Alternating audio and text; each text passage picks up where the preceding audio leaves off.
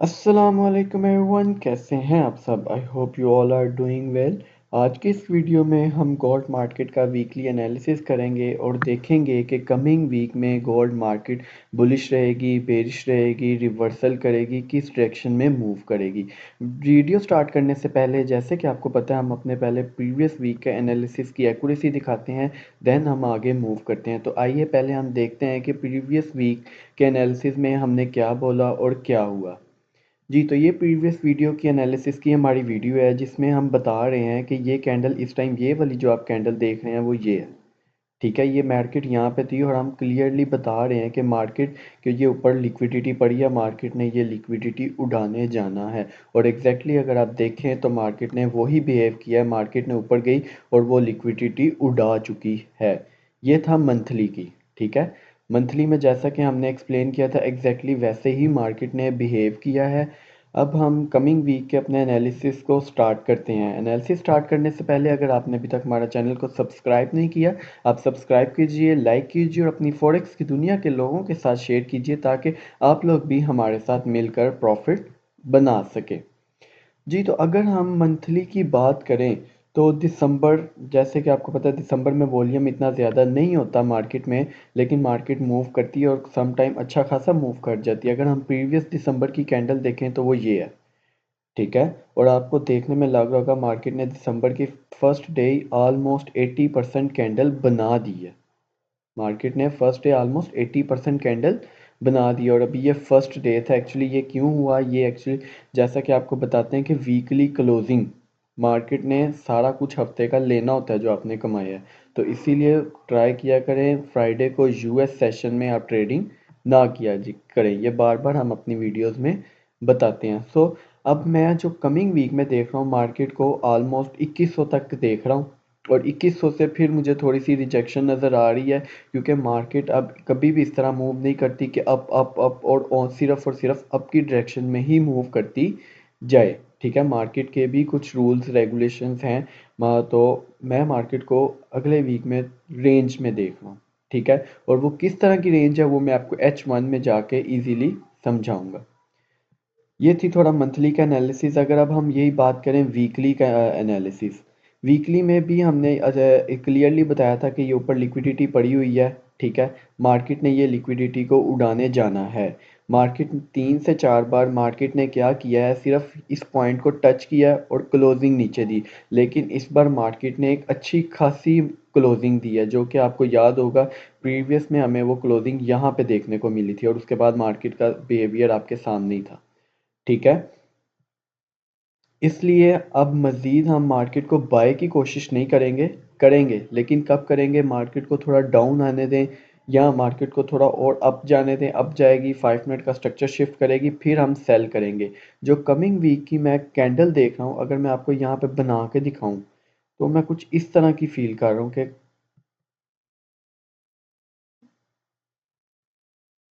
Like this.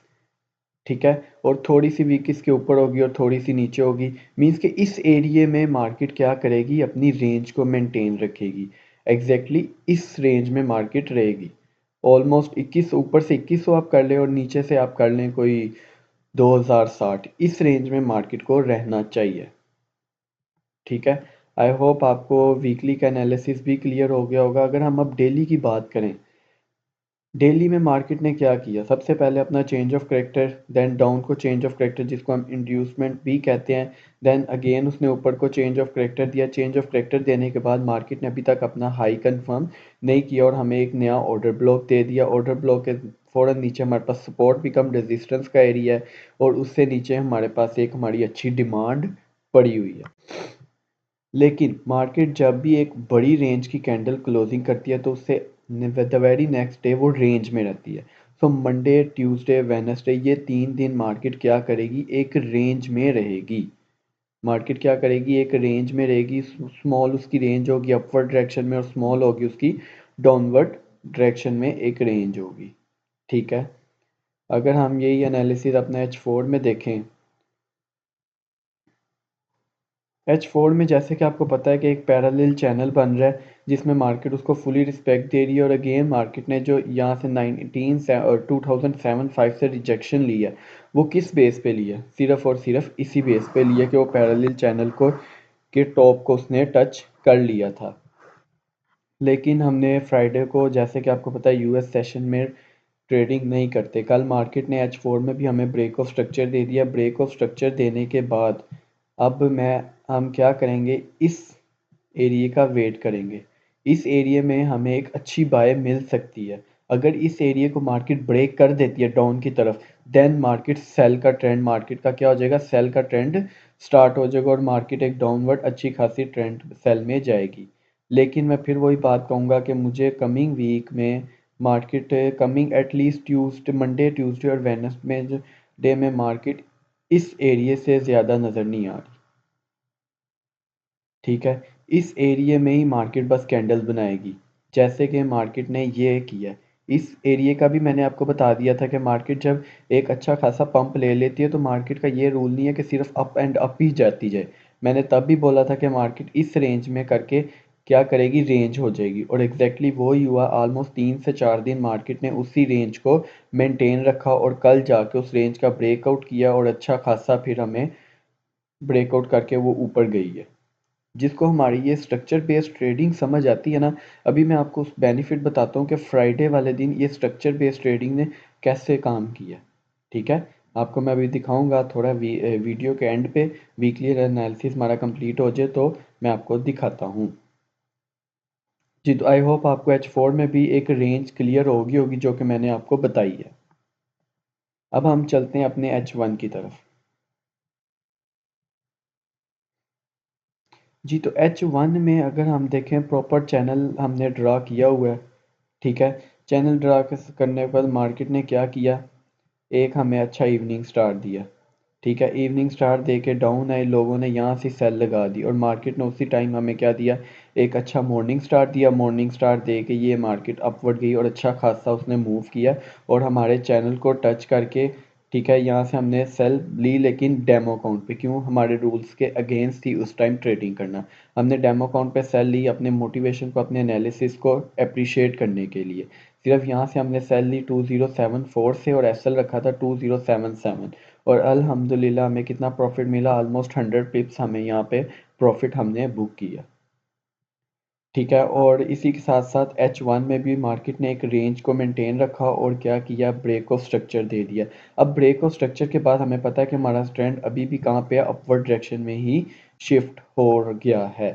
सो अब हम coming week में गोल्ड मार्केट को अगेन इस रेंज में कंसिडर कर रहा हूँ मैं। ये फेयर वैल्यू गैप भी है। जी, तो ये फेयर वैल्यू गैप तक मैं इसको देख रहा हूँ और थोड़ा सा मैं स्कोर ऊपर करूँगा, क्योंकि जैसे यहाँ पे मार्केट आई थी थोड़ा नीचे आके अगेन अब के फिर उसने अपनी रेंज बनाई। इसी तरह मैं इसको थोड़ा और ऊपर जाता फील कर, यहाँ तक। ठीक है, यहाँ तक मैं मार्केट को जाता फील कर रहा हूँ और मार्केट इस रेंज में रहेगी। आप भी रेक्टेंगल लगा लें और देखें कमिंग वीक में मार्केट सिर्फ इसी रेंज में रहेगी और वीक के एंड पे एफओएमसी पे अपनी रेंज को क्या करेगी, ब्रेक करेगी और फिर अच्छा खासा अप जाएगी या फिर डाउन की तरफ को ट्रेंड को क्या करेगी, कंटिन्यू करेगी। आई होप आपको ये वीकली एनालिसिस अच्छा लगा होगा। इन अगर मैं अपने वीकली एनालिसिस को कंक्लूड करूं तो मैं एक रेंज मार्केट को प्रेफर कर रहा हूं और देख रहा हूं, और लेकिन इस रेंज मार्केट में मैं क्या कर रहा हूं, आपको सिर्फ बाय में बैठूंगा और जैसी मार्केट डाउन आए मैं फ़ौरन बाय करूंगा, क्योंकि ट्रेंड इज़ योर फ्रेंड। ठीक है, ये था हमारा आज का वीकली एनालिसिस। वीकली एनालिसिस के साथ साथ अब मैं आपको अपने फ्राइडे नाइट के ब्रेक ऑफ स्ट्रक्चर का 1 मिनट की स्ट्रेटजी पे काम करता दिखाता हूँ। 1 मिनट भी दिखाऊंगा और 5 मिनट। फर्स्ट मैं आपको 5 मिनट दिखाता हूँ, देन मैं आपको दिखाऊंगा 1 मिनट। जी, तो ये देखें, मार्केट थी यहाँ पे, मार्केट ने क्या किया, ब्रेक ऑफ स्ट्रक्चर दिया। ब्रेक ऑफ स्ट्रक्चर देने के बाद अब ये मेरे एरिया बाय का था, ये जोन मेरे लिए क्या था, बाय का था। एग्जैक्टली मार्केट ने उधर से बाय दी। बाय देने के बाद क्या किया, break of structure, again break of structure. Break of structure देने के बाद नेक्स्ट मार्केट ने ब्रेक ऑफ स्ट्रक्चर दिया यहाँ पे। उसके बाद नेक्स्ट मार्केट ने ब्रेक ऑफ स्ट्रक्चर हमें दिया यहाँ पे, ठीक है। यहाँ पे ब्रेक ऑफ स्ट्रक्चर देने के बाद अगेन मार्केट ने ब्रेक ऑफ स्ट्रक्चर दिया यहाँ पे। अब जब मार्केट ने ये ब्रेक ऑफ स्ट्रक्चर दे दिया तो मेरे पास ये जोन बन गया बाय का, ठीक है। यहाँ से हमने दोबारा डेमो पे रात को बाय की, ये जोन बन गया, और यहाँ से हमने अगेन बाय किया। हमारा एसएल इससे थोड़ा सा नीचे यहाँ पे था, ठीक है। और यहाँ से देख लें हमें अच्छा खासा मार्केट ने क्लोजिंग में भी प्रॉफिट दिया। अब आपने एक कॉमन सेंस की बात है, मार्केट क्या है अपने ऑलमोस्ट हाईएस्ट पॉइंट पे है, ठीक है। मार्केट कहाँ पे अपने हाईएस्ट पॉइंट पे, हाईएस्ट पॉइंट पे कोई रेजिस्टेंस आपको मिलेगी? नहीं मिलेगी, क्योंकि मार्केट तो पहले वहां पे गई नहीं। मार्केट अपनी नई रेजिस्टेंस बनाएगी और उसको सपोर्ट देगी। अब जो लोग आपको सिग्नल प्रोवाइड करते हैं वो क्या कहते हैं, जी यहाँ पे मार्केट की रेजिस्टेंस पड़ी है, 2050 पे रेजिस्टेंस है, 1950 पे रेजिस्टेंस है। अब क्या कहेंगे, 2105 पे रेजिस्टेंस है, भाई उनको कैसे पता चला रेजिस्टेंस है? तो काइंडली ये जो सिग्नल वाले काम है इन लोगों से बचे, अपने अकाउंट को बचाएं और खुद को बचाएं, ठीक है।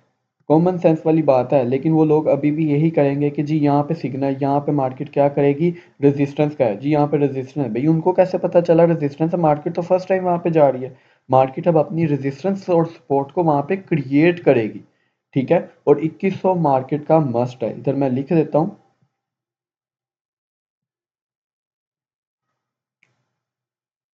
2100 मस्ट। मार्केट ने अब अपना ऑल टाइम हाई को क्या करना है, सेट करके आना है और अपनी कैंडल को ऊपर क्लोजिंग देनी है, ठीक है। ये मैंने आपको 5 मिनट का अपने दिखाया ब्रेक ऑफ स्ट्रक्चर से कि रात को इसने कैसे काम किया, और ये हमेशा काम करता है, ये मेथड हमारा हमेशा काम करता है। अब मैं आपको 1 मिनट में भी दिखाता हूँ। मार्केट ने यहाँ से मूव किया, ठीक है। ये ये अब इस टाइम हमारा जो बाइंग लेवल है ना, यहाँ पे, ये मार्केट ने 1 मिनट का हम स्ट्रक्चर मार्क नहीं करते, ठीक है, इसलिए मैं बस दिखा रहा हूँ। ये हमारा ब्रेक ऑफ स्ट्रक्चर हुआ है जी, ये यहाँ पे मार्केट का हम एग्जैक्टली पॉइंट देखना चाह रहे हैं जहाँ से उसने मूवमेंट स्टार्ट की थी।